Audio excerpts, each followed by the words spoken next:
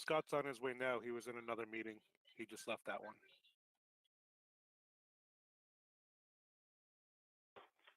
Thanks, Mike.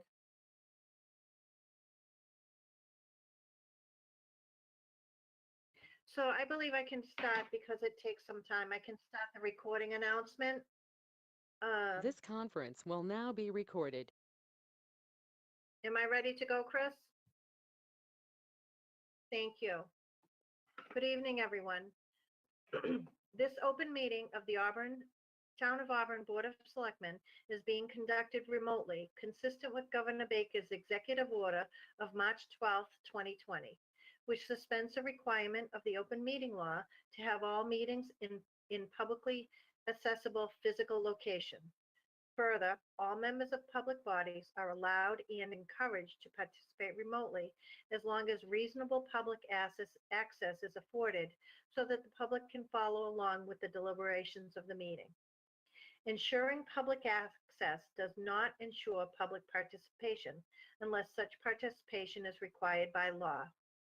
This meeting is to allow for public comment under general items. For the public to join the meeting remotely by telephone, dial 1-408-650-3123 and enter access code 235-235-861. Or you can join via computer at global.gotomeeting.com/join/235-235-861. All supporting materials have been provided to members of this body and are available on the town's website. The public is encouraged to follow along using the posted agenda. As a preliminary matter, this is Doreen Goodrich, Chair of the Board. Permit me to confirm that all members and persons anticipated on the agenda are present and can hear me. Members, when I call your name, please respond in the affirmative. Mr. Berthium? Yes. Mr. Carpenter? Yes.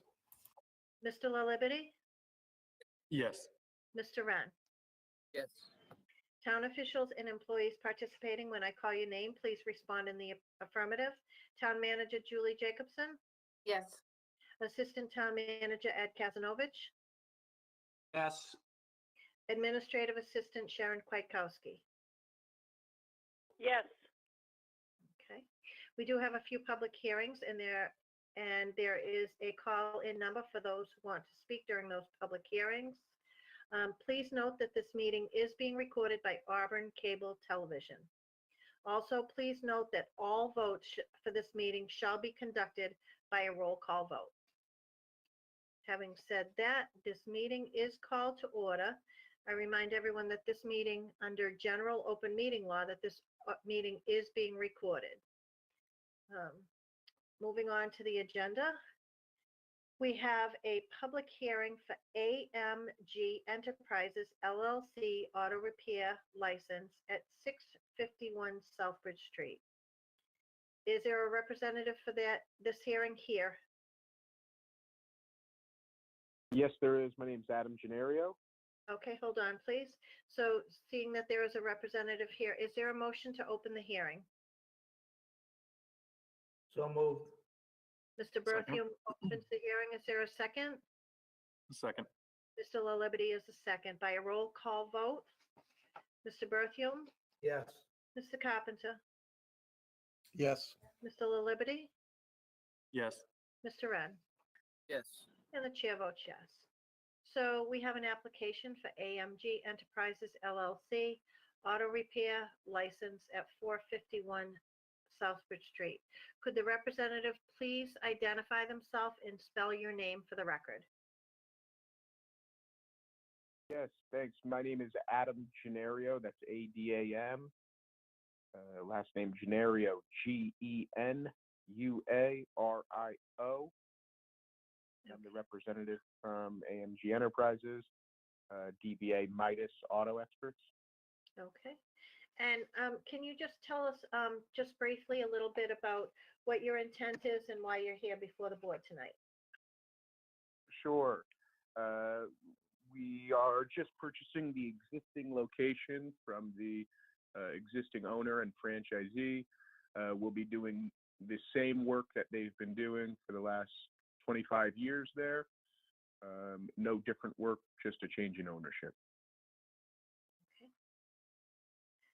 Do members have any questions or comments for the applicant?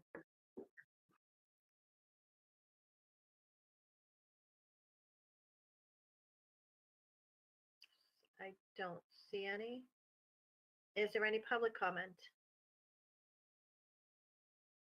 Seeing none, is there a motion to close the hearing? So moved. Second. So we have a motion and a second to close the hearing, again by a roll call vote. Mr. Berthium? Yes. Mr. Carpenter? Yes. Mr. La Liberty? Yes. Mr. Ren? Yes. And the chair votes yes. Is there a motion regarding the application? Madam Chair, I'll make a motion to approve the license provided that all applicable requirements of the state and town and any of its departments, boards, commissions have been fulfilled. Said license is subject to all conditions stated upon it. Failure to comply with any and all the conditions shall invalidate the license and render it null and void, and with the conditions of the DCG to be placed on the license. Thank you. Is there a second? Second. There's a motion and a second. Is there any further discussion? By a roll call vote. Mr. Berthium? Yes. Mr. Carpenter? Yes. Mr. La Liberty? Yes. Mr. Ren? Yes. And the chair votes yes. We wish you the best of luck in your new operation. Adam, thank you for being on the call. Thank you. So moving on, we have, under communications, we have the Public Safeties Advisory Committee recommendation on police and fire facilities. Could we also move up agenda item 5A, which is the same item, just so that the town manager can add under her comments anything at the same time? Is there a motion to move up agenda 5A to go along with 3A? So moved. Second. We have a motion and a second. Mr. Berthium? Yes. Mr. Carpenter? Yes. Mr. La Liberty? Yes. Mr. Ren? Yes. And the chair votes yes. So we're on the Public Safeties Advisory Committee recommendation on police and fire facilities. And I believe we have Chairman Kennedy on the call as well, but I'm going to ask Ms. Jacobson to begin. Certainly, thank you. Through the chair to the members of the board and the public. We, first of all, want to thank our Public Facilities Advisory Committee for all the work that they've done. And they worked very hard throughout all of last year.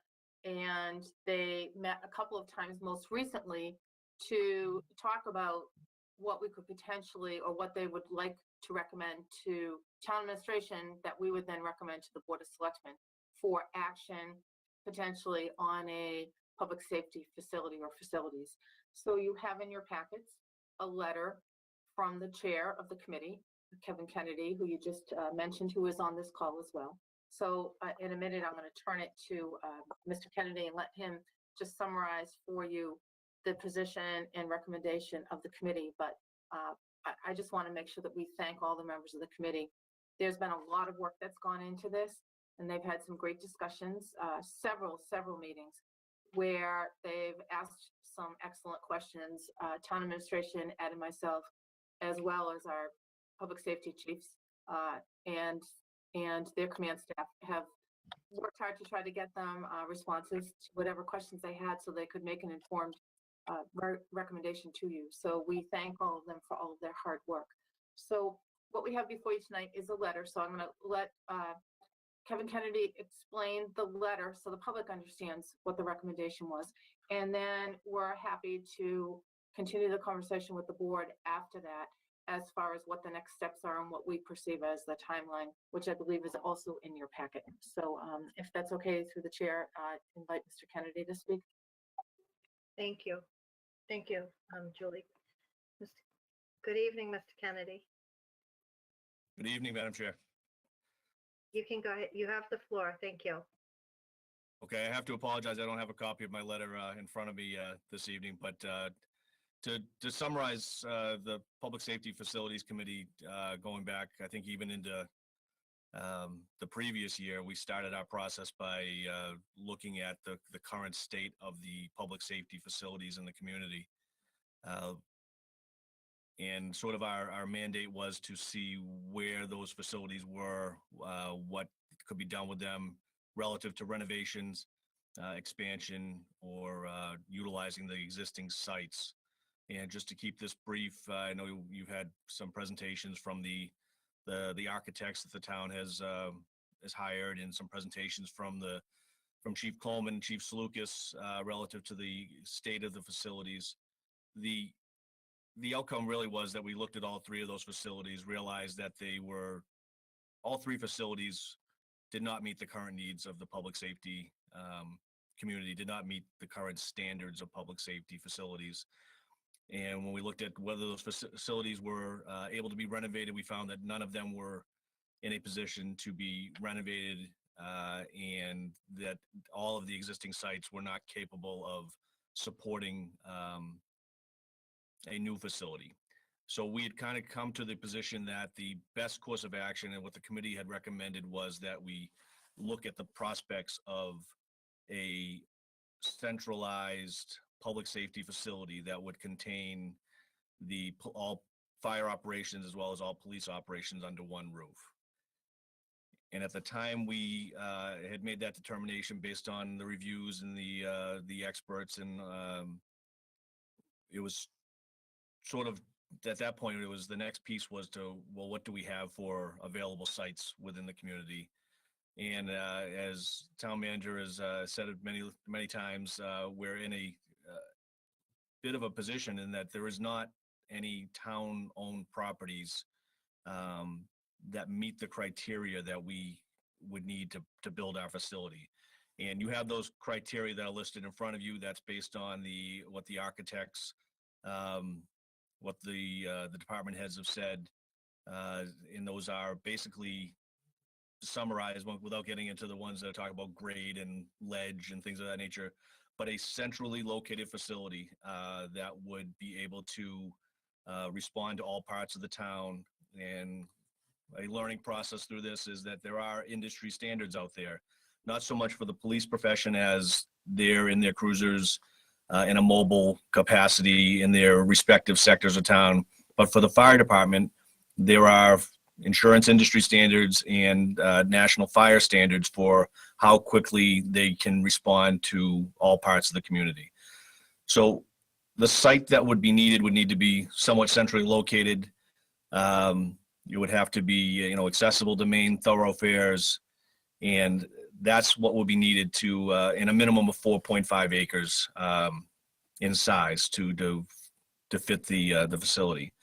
Now, town administration presented the committee with basically 4 options as how to proceed, and why this was the right time to put this before our town leadership, and then ultimately, if approved, before the residents of the community as to this process would begin. And so as a committee, we're asking, we're putting this forward with our recommendations. We do believe that a centralized public safety facility is in the best interest of the residents of the town of Auburn.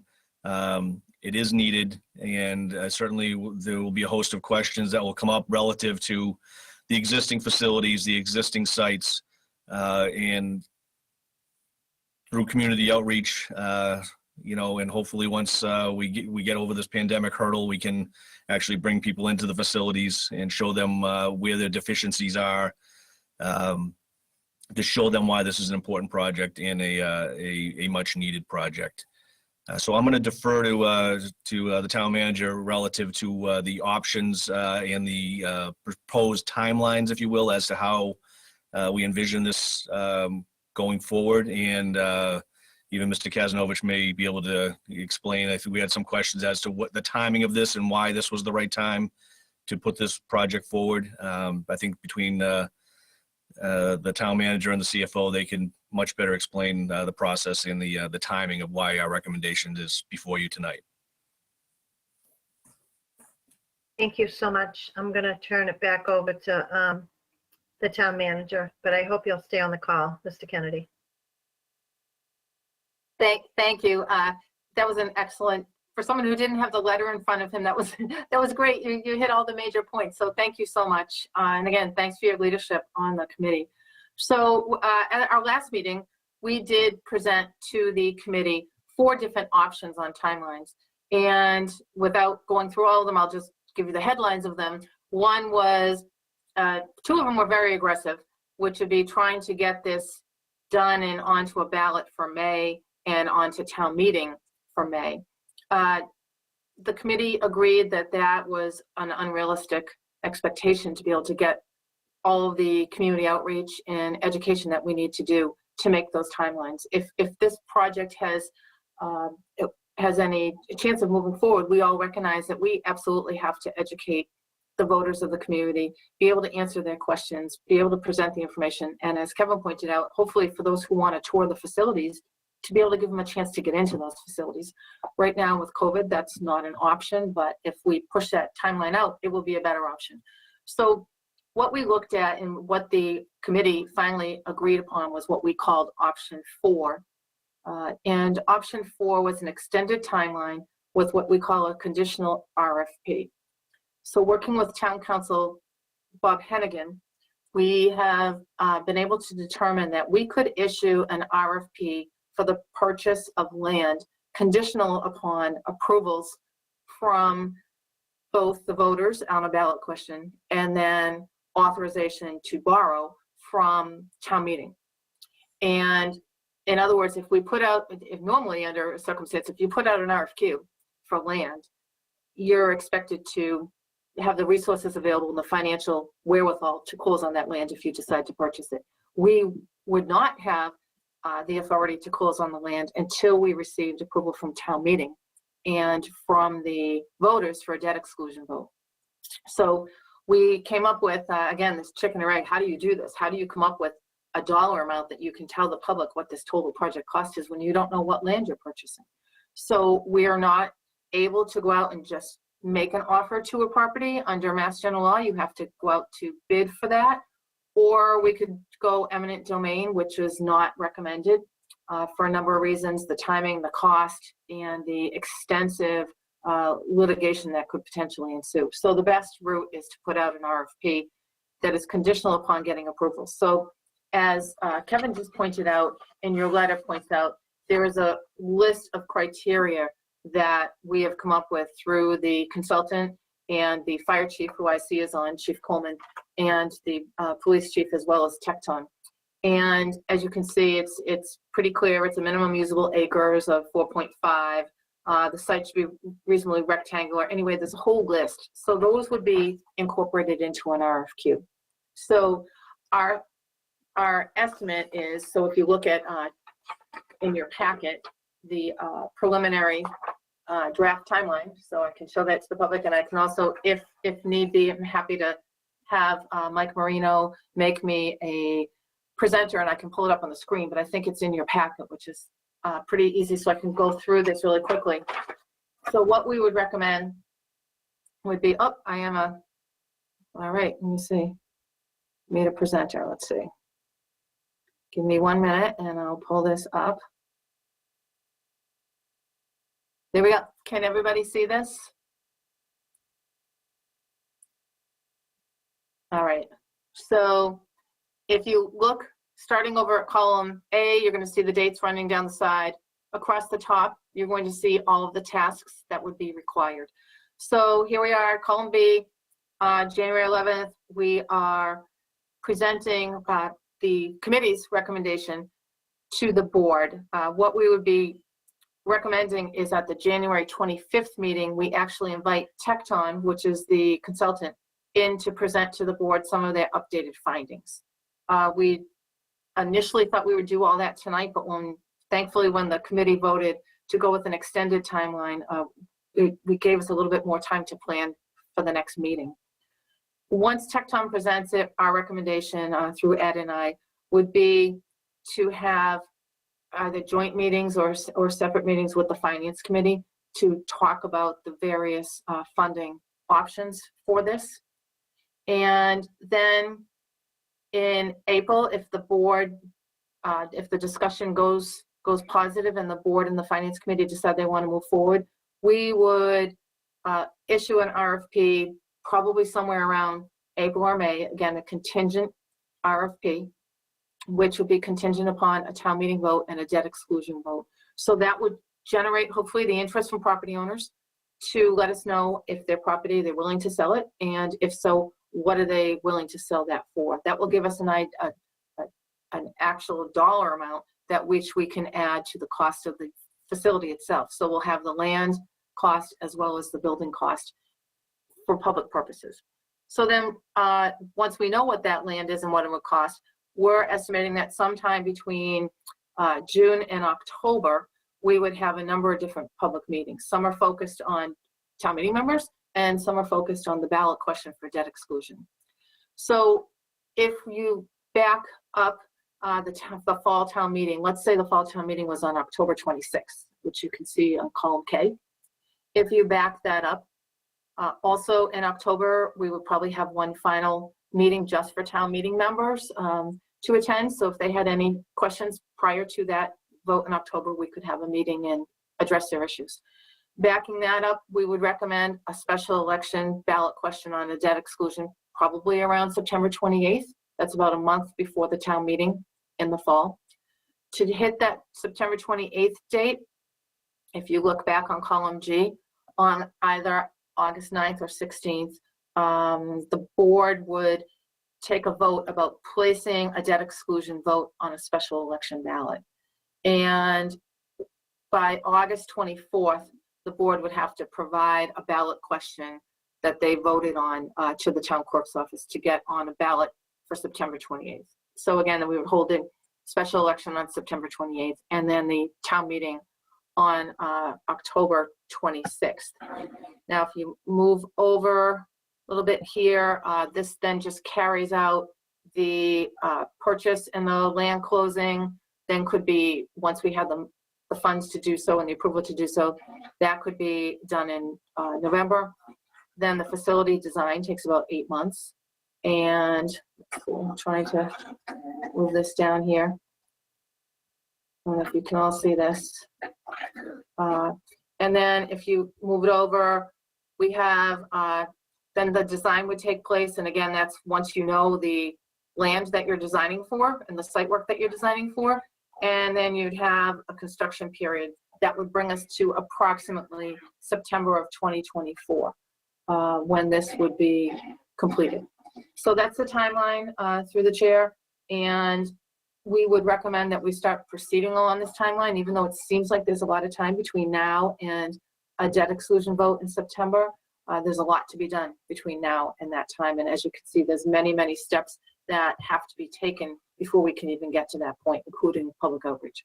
So I will stop. And if anyone has any questions, please let me know.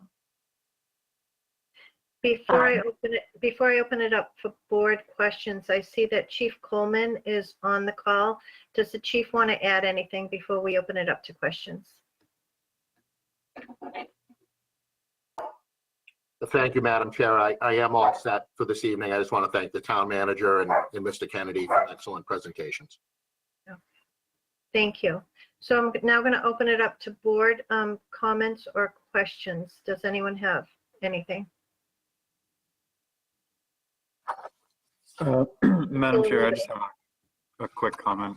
I was relieved when I was on the phone with the town manager, I mentioned this the other day, to see that the committee wasn't going forward with a really aggressive plan to put this on the ballot in May. I think that would have been too soon.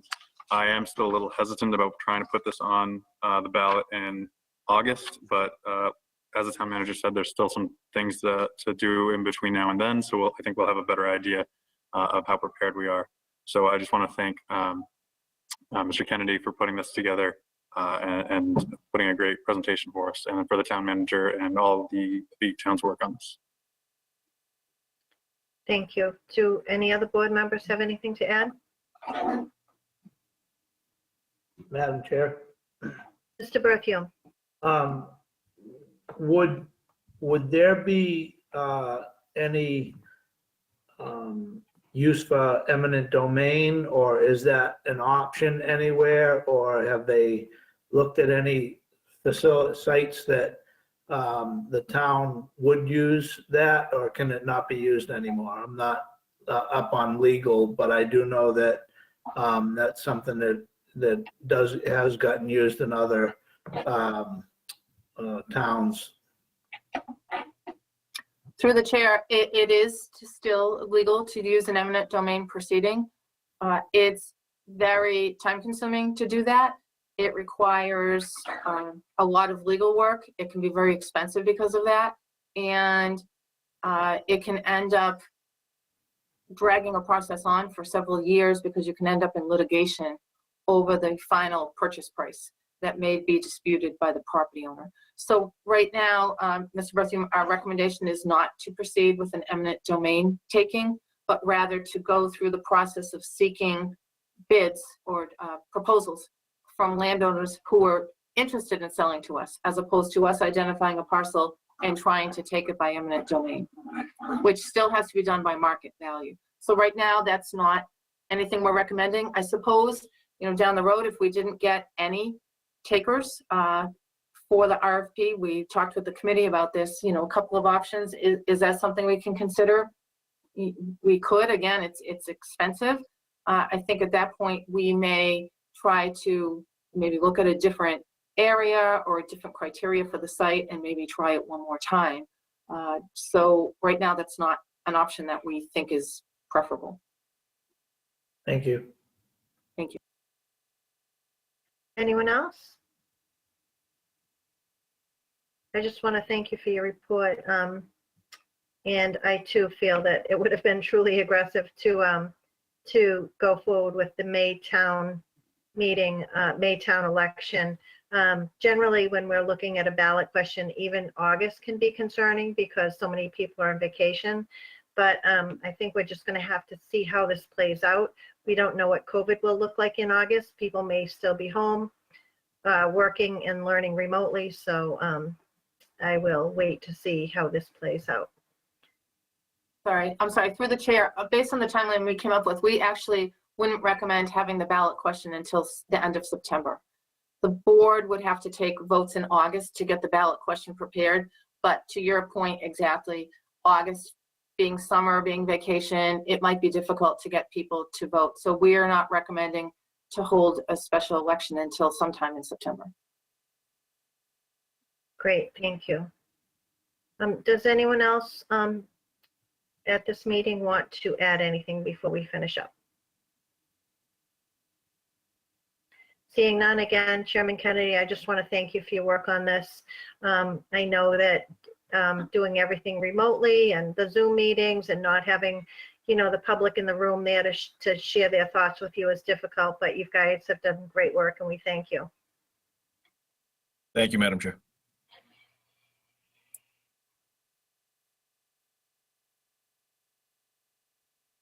Ms. Jacobson, did you have anything to add to this before we close?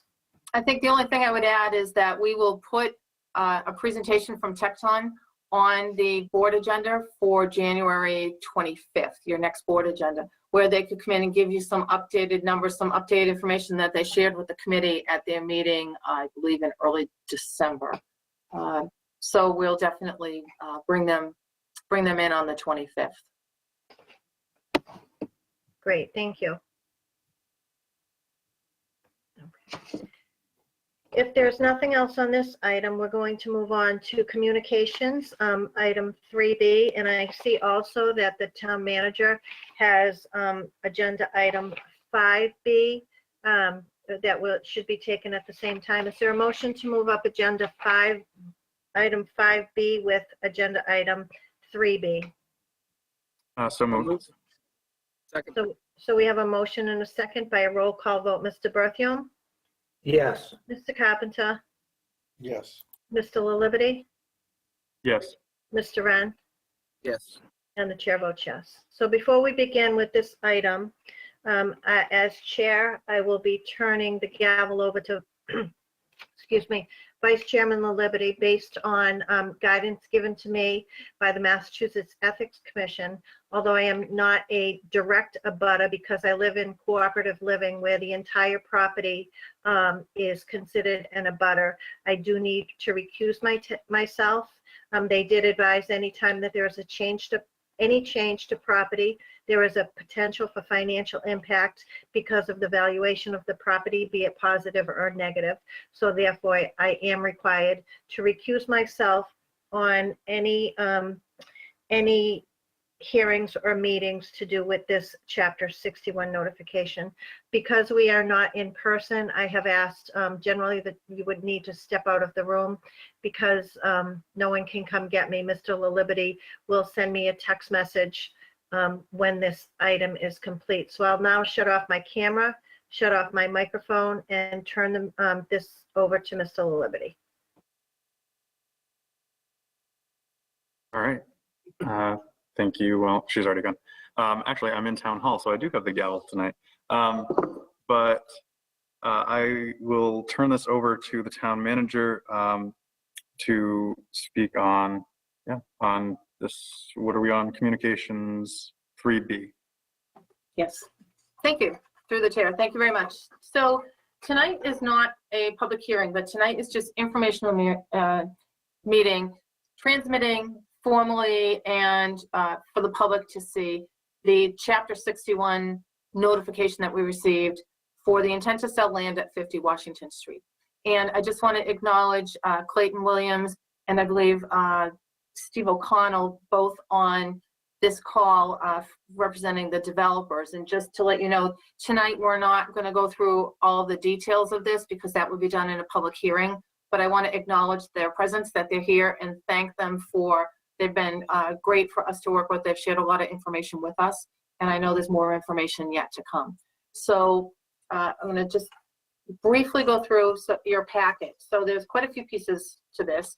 For those of you who've been through this process before, it is a process that is under Mass General Law, Chapter 61, which means that property that was previously exempt or is currently exempt under Chapter 61 for tax purposes, whether it be agricultural or forestry, has to follow a process whereby if they receive what you call a bona fide purchase and sale agreement, the community in which the land is located has to receive a formal notification of the intent to sell the land.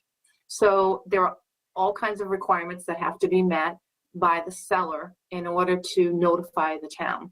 So on December 14th, the town received the notice of intent to sell land from the seller's attorney. And under the law, it checked off a few of the boxes that needed to be done. The notice came to the Board of Selectmen, the Board of Assessors, the Conservation Commission, the Planning Board, and it also went to the state's DCR. And there were several pieces that are required in that notice of intent that were fulfilled. But under the town's policies, Chapter 61 policy that the board approved in 2018, we are also required to submit this notice of intent to be reviewed by our town council. So we received it on the 14th. We immediately sent it to town council Robert Hennigan, who reviewed the entire package, and it's a pretty thick package, as you can see, just to make sure that the notice of intent was so-called proper and complete. And as you know from your packet, and I have copies of it in your packet, Attorney Hennigan wrote a letter to me explaining what parts of the notice of intent he believed were so-called insufficient, meaning most of them were not major, but there were a couple of things that were insufficient. And that included having to provide a specific type of map, having to provide an affidavit of when it was sent, which we did get the other day. I think the most significant parts of this as to why it is considered insufficient is because under Mass General Law, Chapter 61, purchase and sales agreements cannot have any conditions in them over which the town has no control, because that would potentially prevent the buyer, who again, it's Eastland Partners as the proposed buyer, from moving forward with it just in case they didn't get what they needed from the town. So the attorneys for the buyer, which again is Eastland Partners, and Eastland Partners is the developer that, number one, and most importantly, purchased 190 Washington Street, which is what we always call the Dartmouth property. It is the abutting parcel to 50 Washington Street. So, and we can get into that a little further. So they are the proposed buyer. The seller is James Cutting and Laurel Post. Those are the owners of record. And the land is approximately 30 acres. I won't go into the entire thing because we'll do that at a hearing, but all of the information you need on the land, on the zoning, on the potential, some wetlands, some encroachment issues, everything is in your packet tonight. So to go back to Attorney Hennigan's letter, so if this notice of intent was not deemed to be insufficient, our timeline under state law is to take the date that this was sent to us. So even though we received it on the 14th, it was sent by certified mail on the 10th. And you add 1 day to that. So that December 11th, so if it was sent on the 10th, you add 1 day. So December 11th becomes the trigger date for your 120 days, within which the town has to A, exercise their right to purchase, B, waive their right to purchase, or C, assign their right to purchase to a not-for-profit conservation group that would have to then purchase it. If the town does decide that they want to exercise their right and purchase it under the law, they have to purchase it under the exact terms and conditions and price that is in the purchase and sales agreement. And you may recall we went through this process with South Hold Road back in 2014. So it's a very similar process. That was a Chapter 61A, which was agricultural. This is just Chapter 61. So under this, there is a rollback tax that has to be paid to the town upon the sale. And I believe that it goes back 5. And the rollback tax that was calculated by the assessor was approximately $92,000. So we have a potential date of December 11th that counts our days forward, which is a time frame that we're going to assume we have. But I would tell you that tomorrow there's a meeting with town council, the attorney for the buyer, and the attorney for the seller, and they're going to be discussing the deficient aspects of the notification. And we believe that we'll be getting a new notice from them, which will trigger the start of the 120 days. That being said, we don't want to wait until we get that notice. We want to continue. So our recommendation is going to be that on January 25th, which will be your next meeting, that you hold a public hearing, start your public hearing. With the South Hold Road project, we had several of them, so that it was continued. But our recommendation is that you hold a public hearing on the 25th, at which point the town can explain to the public this whole process. We can show you a nice timeline of how this would work. And we would also ask the proposed buyer, Eastland Partners, who's willingly agreed to come in and explain to the board what it is they intend to do with the land. Now, right now, in the purchase and sales agreement, it's fair to say that the proposal was fairly generic when it said the seller said that the buyer would be using it for commercial purposes. And that's something that's going to be discussed with the attorneys this week. We've explained to Eastland Partners, Clay and Logan Huffman, the president, that we need to see more information on what they're going to do with it. Because for the Board of Selectmen to make an informed decision, you need to know what is the use of the land.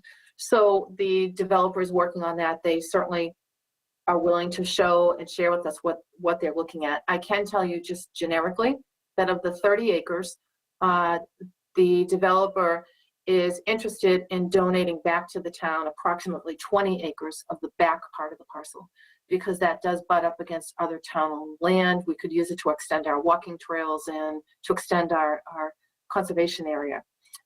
There is a small sliver, approximately 2 acres of a triangular piece of land, that's right along Route 20, that abuts right up against 190 Washington Street, that the Dartmouth property that they purchased. So that corner would help facilitate access to 190 Washington Street. So that's why that one corner is important to them.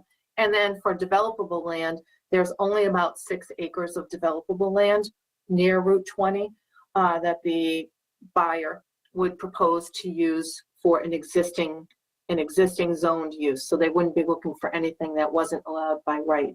And again, I don't want to get into that because that would be the developer explaining all of that to us. But that is the potential use, using 6 acres for some type of an allowable commercial use. And another 2 acres in the bottom right corner, bottom left corner, helping them to get onto 190 Washington Street. I would tell you both 50 Washington, which is the land we're talking about, and 190 Washington are very challenging sites to develop. There's a lot of wetlands. There's quite a bit of fill that is needed. I believe it was somewhere in the order of 3 yards or so of fill, just a lot of fill. So have the developer being in that business and being in the construction business, and also I'll point out, this is the same developer that's working on the Blaker Street project, the reserves on Blaker Street, the 320 unit project. So they do have extensive experience, they have the equipment, and they are able to work with the fill that is going to be needed to make both sites work. That being said, I'm going to go back quickly to the process. So in addition to having town council review this, our process also involves that we send this out to the boards and commissions and ask them to come, not all of them, but the relevant ones, Conservation Commission, Planning Board, Economic Development, and ask them to come back with a recommendation to us as to whether they would like the board to consider exercising their option to purchase it, or they are not going to recommend that we do that. Likewise, we ask all of our department heads if they would like to exercise the right to purchase this or not. I'll be upfront and say we have most of the department head recommendations already in. I know we looked at this, it follows up on the discussion we just had for public safety facility. We looked at this, and for a joint public safety facility, this site does not work. It is too far in the corner, so to speak, of Auburn. It doesn't work for response times for the fire department. The police chief has said that if it was a single sole police station, that they could probably maybe make something like that work, although it would involve a lot because it's right on a 4-lane strip of state land, so the highway, so that would be a bit of a challenge. But it does not work for a public safety facility given response times. So we, this week, should be hearing back from the Planning Board, the Conservation Commission, and I think the Open Space Committee already voted on it. I don't have anything in writing from them yet, but I think they were interested in having some of the land, if not all of it as conservation, but I think they were interested in having the back portion of it, at least some of it, as conservation, which the developer has indicated a keen interest in working with the town to do that. So that being said, I think I covered hopefully everything in this. It's a long process. It's all guided by Mass General Law. Again, we'll have a timeline at the next meeting. I actually have it tonight, but I won't share it because the timeline may shift. If the lawyers get together tomorrow and determine that a new notice is required to be given to us, then that 120 days will start on that new notice. But we're recommending that we start the hearing anyway, because we don't want to be up against the clock. Let's say the town decided, the board decided they wanted to exercise your option and they want to purchase this. Well, sorry about that. In order to do that, you need to have a town meeting vote that gives you authorization to spend the money and appropriate the money to buy the land. And we don't currently have that. We don't have $450,000 set aside and earmarked for the purchase of this land. So if the board decided you wanted to exercise your option, we would have to have a special town meeting, likely in March, because the 120-day clock ends on April 11th, which is a Saturday. So you'd have to have the special town meeting, which means having a warrant, which means opening the warrant. So there's a major timeline that has to be met. Ashley, Mike, if you're there, would you mind just letting me share my screen for one moment?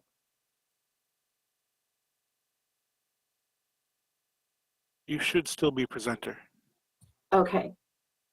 So let me go back to screen. Thank you, Mike. Let's see. Okay, let me just pull up. So that was the other one. Let's see. There we go. So here is 50 Washington Street timeline. Again, very basic. We're going to move through it. You can see the December 11th date that is pending, but let's assume that's the date that we have to go with. We're over here. Right here, we're on notifying the board. In January, we're recommending that tonight you take a vote to have a public hearing on this on January 25th. Even though it's not required under the law, under our policy, we highly recommend that we notify all abutters within 500 feet of that hearing. So we would get that notice out as soon as the board took the vote to move forward. You may have a couple of hearings, but let's assume the board decided that you did want to go forward and purchase the land.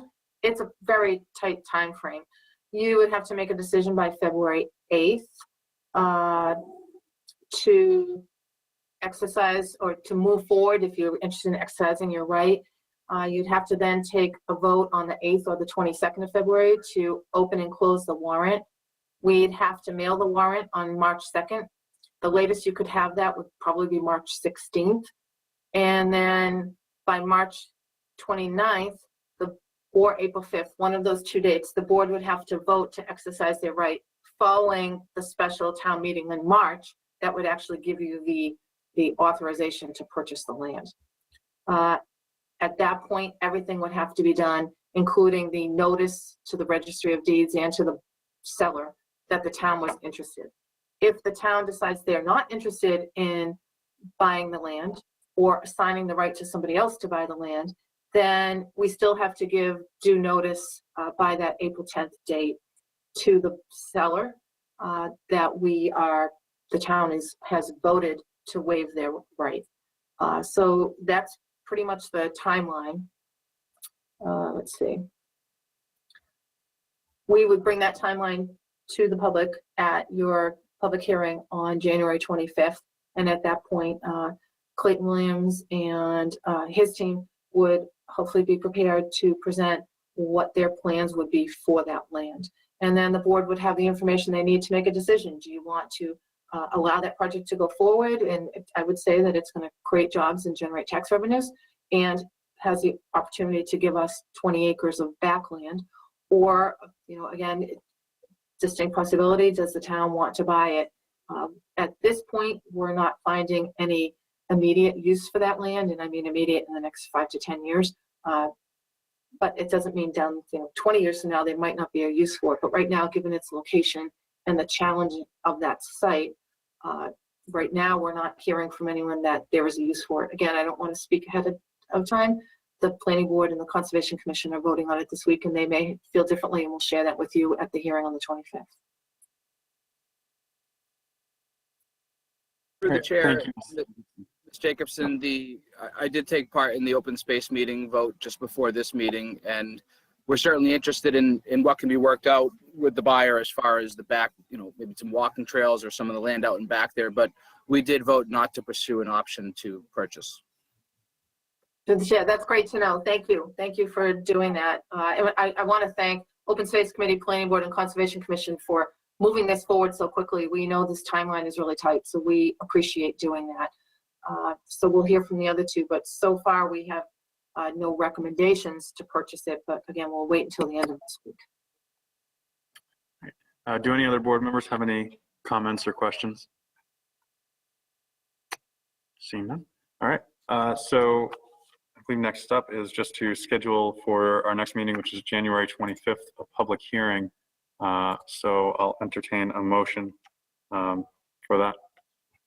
Through the chair, can you do me a favor, can we also set a time with that motion? So whoever makes that, the board meeting would normally be starting at 6. I don't know if you want to schedule it for 6:15 or just 6:10, but just make sure you put the time in your vote. Thank you. Sure. Thank you. Yeah, we should add a time at 6:05 or something to allow for a delay. But again, I'll entertain that motion from a board member.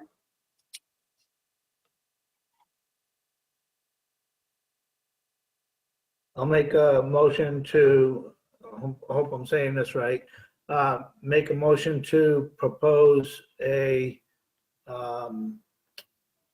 public hearing for the intent to sell 50 Washington Street for our next meeting date.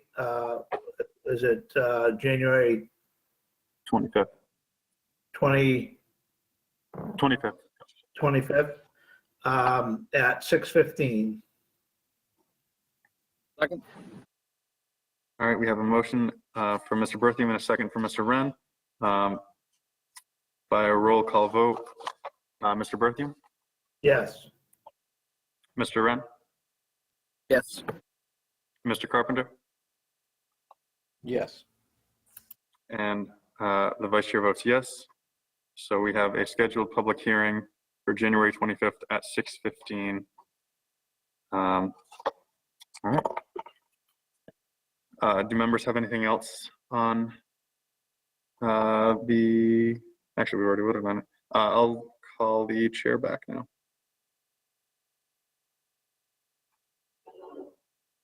The one time we can text during a meeting.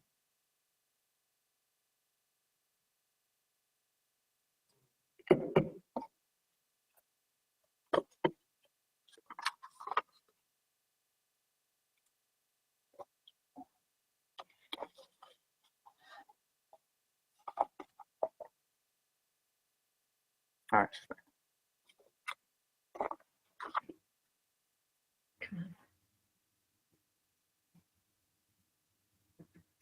All right, Madam Thank- Chair, I'll hand the call back to you. Thank you. So we are moving on the agenda with Board of Selectmen general items. We have gift acceptance and to the library from an anonymous library patron in the amount of $20 to be used at the discretion of the director. Is there a motion to accept with gratitude? So moved. So moved. Second. We have a motion and a second by a roll call vote. Excuse me. Mr. Berthium? Yes. Ms. Carpenter? Yes. Mr. Liberty? Yes. Mr. Wren? Yes. And the chair votes yes. We have a donation from DDIS, from Masterman's, in the form of 10 cases, which equals 120 bottles of 16-ounce hand sanitizer. Is there a motion? Motion to accept with gratitude? Second. We have a motion and a second by a roll call vote. Mr. Berthium? Yes. Mr. Carpenter? Mr. Carpenter? Mr. Liberty? Yes. Mr. Carpenter? Yes. Thank you. Sorry, stepped away for a sec. That's okay. Mr. Wren? Yes. And the chair votes yes. Okay. And then to the Fire Rescue Department, we have a few of them. So, hold on one second. Come on, hold on one second. Sorry, I had a visitor when I stepped away. No, get down. To the Fire Department gift account from in the amount of $50 from Ann R. Spaziante. And from Christopher Sacco in the amount of $50. Michael Roach in the amount of $35. And Kevin J. Hussey in the amount of $250, and those total $350 to the Fire Rescue Department. Is there a motion? Make a motion to accept with gratitude. Second. We have a motion and a second by a roll call vote. Mr. Berthium? Yes. Mr. Carpenter? Yes. Excuse me. Mr. Liberty? Yes. Mr. Wren? Yes. And the chair votes yes. Thank you. We have no proclamations and recognitions. Under town manager items, we've already taken care of agenda item 5A and 5B. So moving on, agenda item 5C, we have a request for a vote of the Board of Selectmen for a partial waiver of permit fees for Penrose Properties for the redevelopment project at the former Julia Bancroft Elementary School. Mrs. Jacobson, please. Through the chair, thank you. So I want to acknowledge, first of all, Caleb Moody, our building commissioner, has been patiently waiting also. So he's here, and at some point, I'm going to see if he has any comments as well. And also Carmen Chung, who is the project manager from Penrose. for the Julia Bancroft property. So just to give the board a little background on this. So first of all, as you can see, the Mary D. Stone School project is moving along great. It's amazing. Penrose is doing a tremendous job. And the closing for the Julia Bancroft property is scheduled for the end of January. So as we did with the Mary D. Stone School, we had come to the Board of Selectmen, I believe it was last April or May, and asked the board for a $30,000 building permit fee waiver to show our support for the project. We really need senior housing. This was a comprehensive permit application that went into the state from Penrose several years ago, and we did say that if we could do fee waivers, we would consider them. And working with the building commissioner and Caleb, at all the analysis he did, he had determined that a $30,000 fee waiver for Mary D would be feasible. Mary D, just by way of comparison, brought in $138,910 in building permit fees. $30,000 of those were waived. Julia Bancroft, building permit fees are a little higher. Project costs a little larger. The building permit fees are $165,852. We are recommending the same $30,000 fee waiver for this project that we did for Mary D. Again, we want to show the Commonwealth, the state, and the public that we support this project and we desperately need senior housing. So Caleb feels that he can absorb that fee waiver without impacting his operations. So if I may, I just want to turn to Caleb and see if you have any comments, Caleb, or Thank you, Julie. No, I don't really have any comments. I would agree with Julie, presented it very well. I feel that the $30,000 reduction is will still allow me to, it won't cause any impact to our operations as far as if we have to add additional inspectors or anything like that. I think the fee, even with the reduction, is more than enough to cover our costs and the town's costs. Thank you, Caleb. And I should have pointed out that we do have a letter in your packet from Penrose requesting the town consider a fee waiver. And again, I can't say enough about working with Carmen and her whole team at Penrose and Charlie Adams, the regional vice president. They've been tremendous to work with. We're anxious to be able to get in and get a tour of Mary D.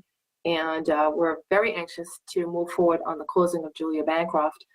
We did sign, and I sent it to the board a couple weeks ago, just want to say it publicly, we did sign an early access agreement with Penrose to enable them to get into Julia Bancroft and start on some of the interior work. So they're ready to go, and they are going. They're moving. They started last week. And I believe next week, the town will go in and remove any final items that we've been using that building to store. And then hopefully the closing, Carmen, if you can correct me, is it around the 27th or so of January? That's definitely our goal, to get to closing at the 27th and get our contractor out there started. Great, thank you. And then Carmen, how long will be the construction period? Was it 18 months? We're pushing the contractor to do 17 months, so we're really hoping that by next July that we'll have Bancroft redevelopment complete. Wow, that's great. And can I ask you while you're here also what the time frame is for Mary D. Stone School, because that's really going along so fast. Yes. So with Mary D. Stone School, we're kind of working away at framing the new building right now. And if you pass by, you can kind of see it's a lot of kind of stick construction right now. We're aiming to complete by the end of October, early November of this year. So we'll start leasing activities probably a couple months before then to get kind of excitement and energy up and start a wait list. So we'll definitely be in close contact with Julie and other. We are kidding Super Mario. Oh yeah, we are kidding Super Mario, baby. Oh yeah. I think that was a. Sorry about that. Go ahead, Carmen. Yeah, so we'll probably start leasing activities 3 to 4 months before then. Great. And also, I believe we have, I know we have information on our website for how to get in touch with Penrose, and they have it as well for anyone who's interested in getting on the waiting list for either of these housing. So anyway, to go back to it, we are requesting that the board consider and vote tonight for a fee waiver of $30,000. Caleb, did you have something to add? I see your light on. Yeah, thank you, Julie. I just want to make one comment on one point in regards to the fee reduction. This doesn't affect in any way our private contractors, the plumbing and gas, and those kind of inspectors. This is just strictly building. So all those costs would not be affected where we have to pay out to private contractors. No, that's a great point. Thank you for clarifying that.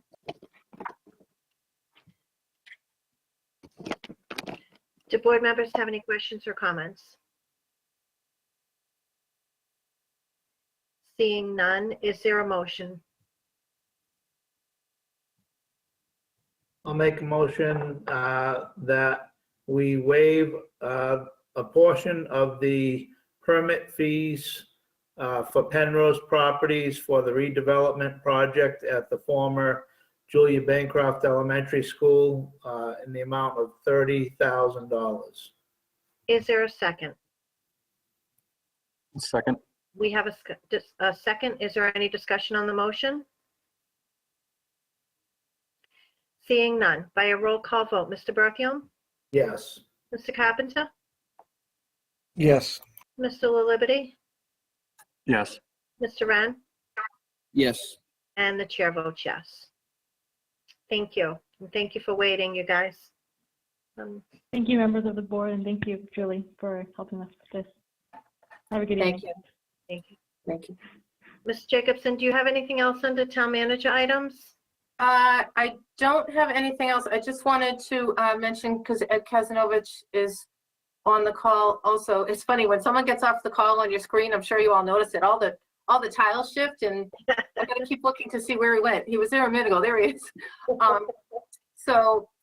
Just Ed will be working with Penrose to make sure that we get the purchase price submitted to the town, and when they close, Bob Hennigan will be working with them on all the closing documents, and then we'll be working with Penrose also on some of the upgrades to the playground and field areas. As the weather starts getting better, we can start looking at that.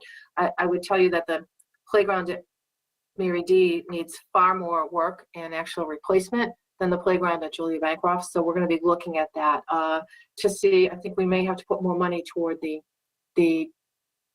Mary D as far as a replacement. It's pretty significant cost, and Penrose has been great. They're willing to work with us. Ed, did you have anything to say on the funds or anything coming in? Well, like Mary D, through the chair, at closing, we received $45,000. We, on both properties, upon execution, we received the full value of the $55,000 deposit for each school. So net due to the town at the time of closing is $45,000. We currently have $45,000 set in reserve for Mary D. We will add to that by receiving another $45,000. It gives us some flexibility to address some of the concerns that our town manager just raised with you tonight. We will continue to work with Penrose to try to minimize any expense of those funds that we're currently holding on. So, and in addition, by accelerating the closing of Julia Bancroft, we won't have to expend the amount of money that town meeting has voted annually towards the maintenance of those buildings. So hopefully maybe we can convert some of that to get some of those projects completed. Thanks, Eddie. Is there anything else on this? No, I think I'm good. Thank you. Okay. So moving on, we have Board of Selectmen member items, although we don't have anyone who signed up for anything. Do members have anything?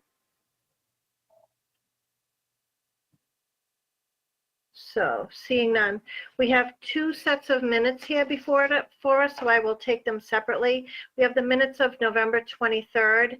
I was not at the meeting, so I'll ask Vice Chairman LaLiberty to ask members if there are any corrections or omissions, and then he can accept them as presented.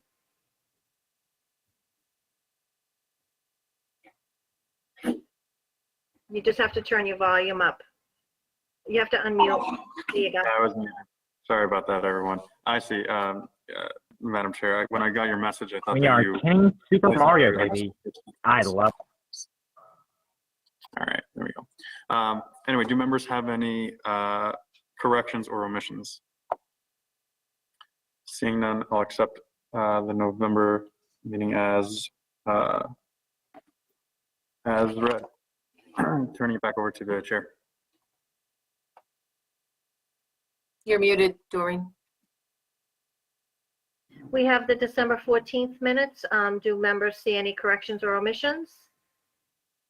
Seeing none, the chair will accept them as written. So I believe that is it. Hopefully we can get out of this meeting without any additional Super Mario comments. Is there any other business before the board tonight? Seeing none, I'll accept a motion to adjourn. So move. Is there a second? Second. By a roll call vote. Mr. Berthium? Yes. Mr. Carpenter?